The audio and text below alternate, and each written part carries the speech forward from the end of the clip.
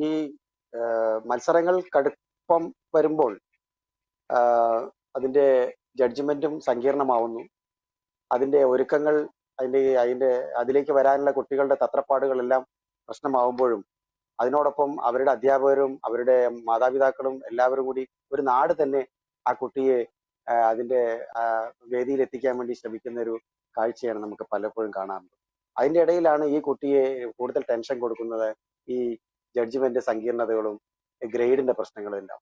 പലപ്പോഴും ജഡ്ജ്മെന്റ് സങ്കീർണമാവുന്നതോടെ ഇതിന്റെ കണക്കൂട്ടലൊക്കെ തെറ്റുകയും ഇതിന്റെ പാരാമീറ്റർ പലപ്പോഴും ഒരു പ്രാകൃതമായ രീതികളിലേക്കൊക്കെ പോവുകയും ചെയ്യുന്നത് വളരെ സങ്കടകരമായ അവസ്ഥയാണ്.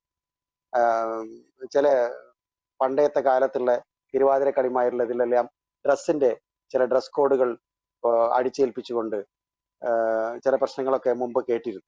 അത്തരം പ്രശ്നങ്ങളൊക്കെ വരുമ്പോൾ കൂടുതൽ കൂടുതൽ സങ്കീർണതയിലേക്ക് ജഡ്ജ്മെന്റ് പോകുന്നതോടുകൂടി കുട്ടികൾ വളരെ ടെൻസ്ഡ് ആവുകയും അത്തരം പ്രശ്നങ്ങൾ ഒഴിവാക്കിക്കൊണ്ട് കുറെ കൂടി എൻ്റെ ഒരു അഭിപ്രായത്തിൽ പഴയ കലാതിലക പട്ടം മാതിരിയുള്ള കാര്യങ്ങൾ തന്നെയാണ് ഏറ്റവും നല്ലത്. ഇപ്പോഴത്തെ ഗ്രേഡ് കൂടുതൽ പ്രശ്നങ്ങളാണ്. കൂടുതൽ നമ്പർ ഓഫ് ഗ്രേഡ് കൂടുന്നു. ഒപ്പം തന്നെ അപ്പീലുകൾ തള്ളിക്കയറ്റം കൂടുന്നു. ഈ പ്രശ്നങ്ങൾക്കൊക്കെ ഇടയിലും നമ്മൾ ഈ ഇത്രയും വലിയൊരു മാമാങ്കം വളരെ സ്നേഹ സൗഹൃദത്തോടു കൂടി നടത്തിക്കൊണ്ടുപോകുന്നത് ഒരു അത്ഭുതമാണ്. ഏഷ്യയിലെ ഏറ്റവും വലിയ മേളയാണ്. ഈ കുട്ടികളുടെ സഹകരണത്തെ നമ്മൾ വാനോളം പോയി